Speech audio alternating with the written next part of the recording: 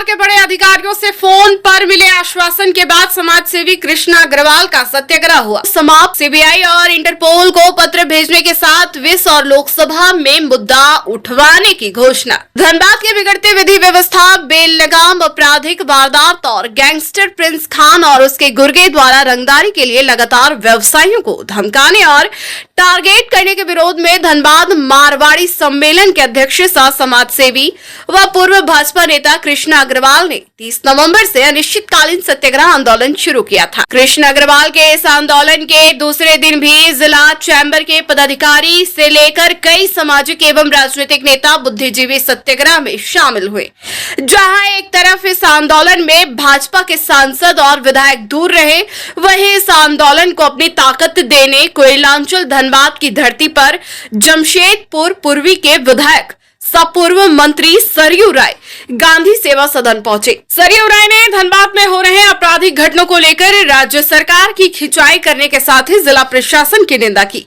वहीं मुख्य विपक्षी पार्टी भाजपा के विधायक और सांसद पर भी जनता की आवाज नहीं उठाने पर सवाल उठाया। उन्होंने कहा कि कृष्णा अग्रवाल के बाद जो भी आंदोलन होगा पिछला रोटी खाने जैसा ही होगा। इस मुद्दे को प्रमुखता से उठाने का श्रेय कृष्णा अग्रवाल को जाएगा। सरयू राय ने राज्य सरकार को सलाह देते हुए कहा कि वे इस मुद्दे को सीबीआई और इंटरपोल की मदद से दुबई में बैठे उस भगोड़े अपराधी को पकड़े। अगर सरकार में यूपी के योगी सरकार की तरह हिम्मत हो तो बुलडोजर का इस्तेमाल करके दिखाए। सरकार की पुलिस के बंदूक में गोलियां हैं, अपराधी को सफाया करने का नियत होना चाहिए। उन्होंने कहा सबसे पहले कानूनी तरीका अपनाकर संगठित अपराध को खत्म किया जाना चाहिए। आज ये धनबाद में है, कल जमशेदपुर में, परसों रांची में फैलेगा। सरयू राय ने बताया कि इस मुद्दे पर उन्होंने झारखंड सरकार के प्रधान सचिव और गृह सचिव से बात किया है। उन्होंने खुद भी इस मसले को विधानसभा में उठाने और गोड्डा के सांसद निशिकांत दुबे के माध्यम से लोकसभा में उठवाने के लिए आश्वासन दिया। कांग्रेस नेता अशोक सिंह के द्वारा इस मुद्दे पर आगे भी अपना समर्थन देने के सवाल पर सरयू राय ने कहा कि जनहित के मुद्दे पर वे हमेशा आंदोलन के साथ है। सरकार बड़े अधिकारियों से मिले आश्वासन के बाद सत्याग्रह आंदोलन को समाप्त करने की घोषणा की गई। आंदोलन समाप्ति पर सभी लोगों ने भारत माता के जयकारे लगाए। प्रत्यार्पण संधि के आसार पर कार्रवाई दूर की बात है। अभी तक तो यहाँ की सरकार ने पुलिस और प्रशासन के आधार पर जो कार्रवाई होनी चाहिए वो अभी नहीं किया है। जो उसके हाथ में है वो अभी नहीं किया है, तभी तो लोग धरना पर बैठे हैं। मैंने तो अपनी बात साफ तौर पे कहा कि हमसे कहा उन्होंने कि हमने एक एटीएस बना दिया है। मैंने उनको एसटीएफ के लिए कहा था, स्पेशल टास्क फोर्स के लिए, जो जिला के पुलिस से बिल्कुल अलग होकर स्वतंत्र रूप से काम करेगा और अपराधी गिरोहों को पर नियंत्रण करेगा। जो यहाँ दो पहलू इसके हैं। एक तो यहाँ जो अपराधी गिरोह में बढ़ोतरी हो गई है, उनको नियंत्रित करना, उनको दंडित करना, उनका समन करना, और दूसरा इसके बाद है कि जो संचालन कर रहा है विदेश में बैठकर, उसको यहाँ ले आना। तो ये सरकार ने तो अभी पहली कार्रवाई भी पूरी तरह से नहीं किया है। अब ये कह रही है कि हम एटीएस बना के करेंगे।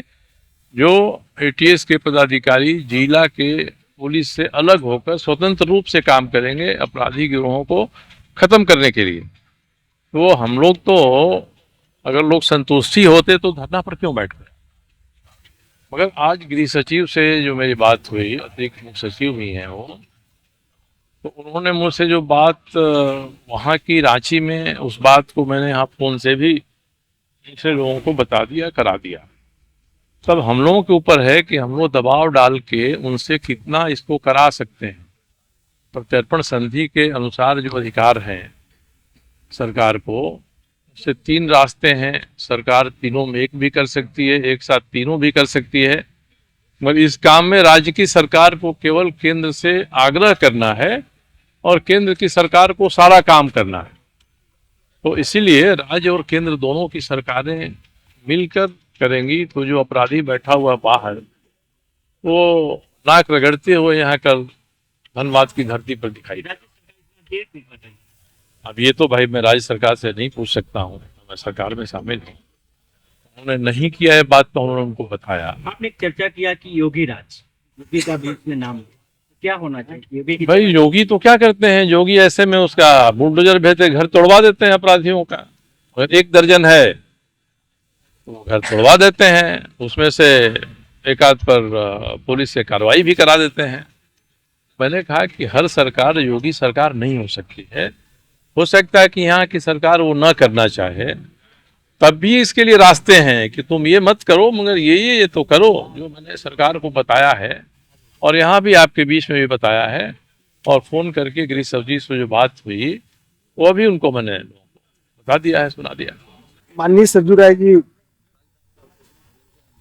का मैं आभार व्यक्त करता हूं, जिन्होंने बिना किसी सूचना या आमंत्रण के स्वतः संज्ञान लेकर और बिना हम लोगों से कोई बात किए सरकार के पास पहल किए। अभी जैसा इन्होंने बताया कि अपर गृह सचिव और मुख्य सचिव से विस्तार पूर्वक बातचीत हुई, बातचीत का पूरा सारांश इन्होंने स्पष्ट अपने संबोधन में भी बताया और आप लोगों को भी बताया, और अभी स्पीकर ऑन करके हम लोगों से भी बात कराई। इस पे एक आश्वासन हम लोग को मिला है, 3 सुझाव इन्होंने दिया है सरकार को और तीनों पर काम करना है।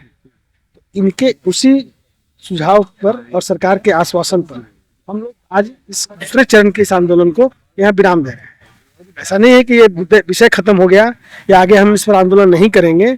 अगर अपराध में कमी नहीं आती है, व्यवसायियों को सुरक्षा की गारंटी नहीं तय होती है, तो निश्चित रूप में हम लोग अगला कदम फिर उठाएंगे और इससे भी धारदार कदम उठाएंगे। न्यूज ANP के लिए नितेश के साथ अंजलि चक्रवर्ती की रिपोर्ट।